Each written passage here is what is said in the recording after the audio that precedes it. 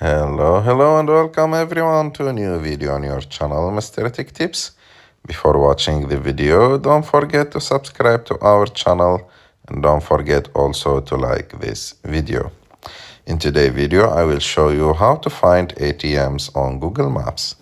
To do this, it's very easy. You have just to go and open Google Maps. And after that, go and as you can see, there is a list on the top of the screen.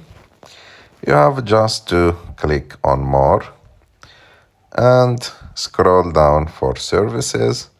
And as you can see, you will find ATMs here. Click on ATMs. And as you can see, you will find all the ATMs near to you. And you can see them on the map too, if you want.